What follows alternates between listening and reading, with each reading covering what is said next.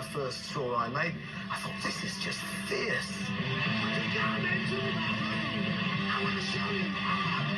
I looked at the singer and I thought, I reckon I could do a better job than him, though, you know. I mean, I should be singing for those guys.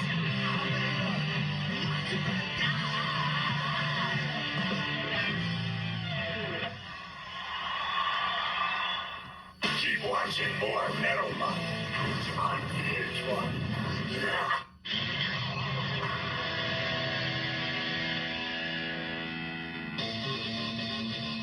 The Bandwagon Club in northwest London became the spiritual epicenter of heavy metal's rising underground. And by the dawn of the 80s, new bands, thriving on speed, power, and volume, were poised to usher in a new era.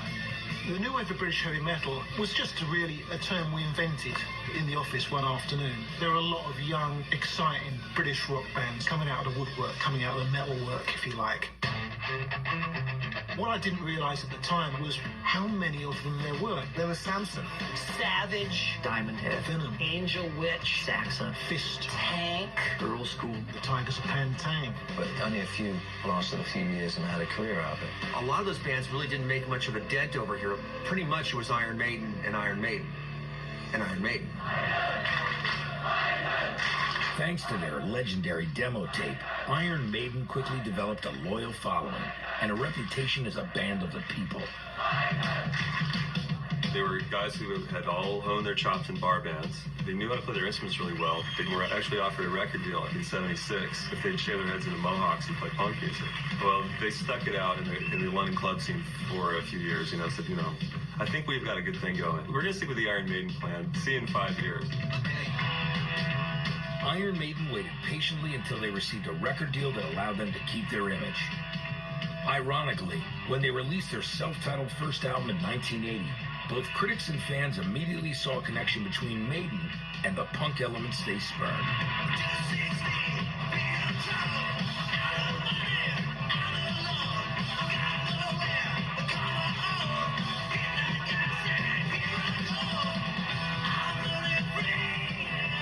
More than any band at that particular time, they had a little bit of grudging respect from punk writers of that generation, particularly with the singer Paul Di'Anno in the lineup. They had this kind of punk metal edge that I think crossed over to a large extent.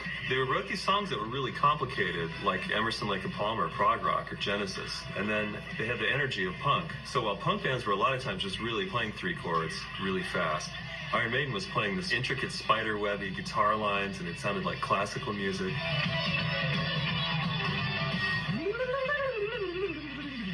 Like there's a lot of that in there. It's very nude. It sounded more aggressive and more confrontational than pop music did. And if you were a very mainstream, straightforward, good person, you would not want to listen to Iron Maiden.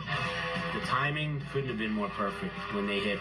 The genre as a whole was starting to happen. And here comes Maiden. Like, I've never heard this before. This is eviler than Priest.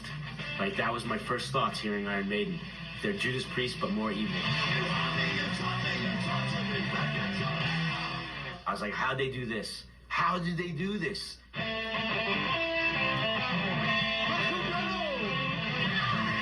By 1982, Maiden had 2 records under their belt and a groundswell of support from enthusiastic metal fans the world over. However, as their popularity grew, the band was looking into their future, well beyond the limitations of their singer, Paul Di'Anno.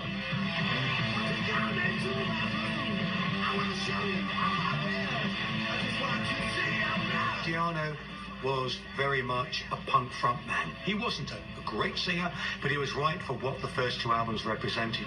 But with Paul Di'Anno, they were going to be stuck. He was unpredictable and enigmatic in a way that was not acceptable. To move on, they needed a new singer. When I first saw Iron Maiden, I thought, this is just fierce. God, this is good. Wow. I looked at the singer and I thought, I reckon I could do a better job than him, though, I mean, I should be singing for those guys. I left alone. My mind was blank. They got him, Bruce Dickinson, from Sanson. The band really weren't going anywhere.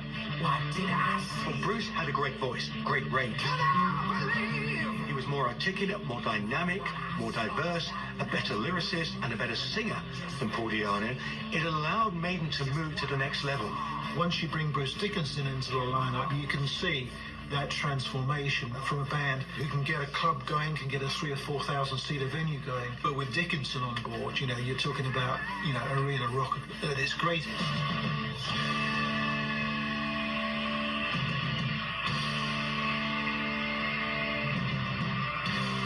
Metal is vaudeville in a way.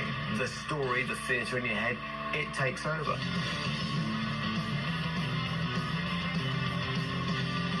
As soon as you go on a stage, you can't be a little pinhead, so you have to blow yourself up. But if you want to be that big to somebody who's right at the back of the arena, you've got to take a real... you inflate your ego to supersized proportions. It's supersize me and everything is big, and you don't make a gesture like that, nobody will see it. Arms get flung, grand gestures, and the person at the back feels like you're much closer.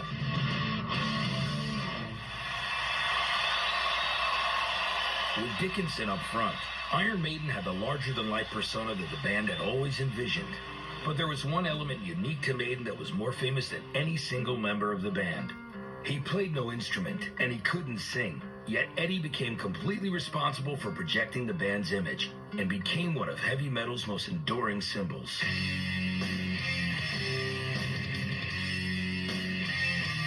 Eddie was the original alter ego that could express humour and irony and aggression. They put all their fantasy, as it were, all their image into Eddie. He became the personification of Iron Maiden on T-shirts, on photographs, on album sleeves, on single sleeves. What you've got to realise is that Eddie basically started out as just a head, you know, as a cardboard cutout on a piece of plywood. It was more like a kabuki kind of mask, and it was shaped to look a little bit grotesque. And I remember seeing that behind the drummer. We'd do the set, and at the end of it, he had some fake blood gushing out of the mask. And actually went all over the drummer's head. He was just covered in this red stuff. The original Eddie didn't have long hair. They had to give him some hair so he looked like a proper headbanger. What was the inspiration for this album? Eddie. I might have never gotten into Maiden if I didn't see Eddie on the cover of that first album, and I looked at it and I thought it was the coolest thing I'd ever seen. Just shows you how important artwork was and is to music. I just love the fact that we didn't know what he is. Was he a corpse? Was he a monster? Was he an alien? Because every record, he changed to whatever the theme of the record was. Killers, he's killing someone. Peace of Mind, he's in a straitjacket. Power Slave, he's in ancient Egypt. And then on top of that, when Maiden's playing, maybe if the energy level isn't as high, boom, they bring out the giant Eddie to come on stage, and everyone's like, oh, there's Eddie.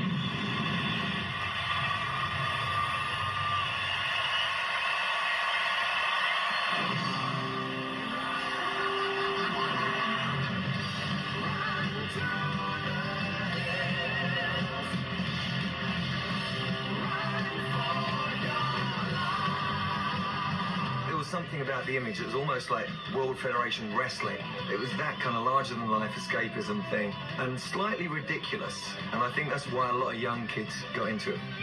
By owning Iron Maiden, you knew you were consuming this art and this aesthetic that belonged to sort of a darker subculture. And that was very appealing. It seemed to say, you know, you think you're alienated, but you're not. There's 2 million people exactly like you.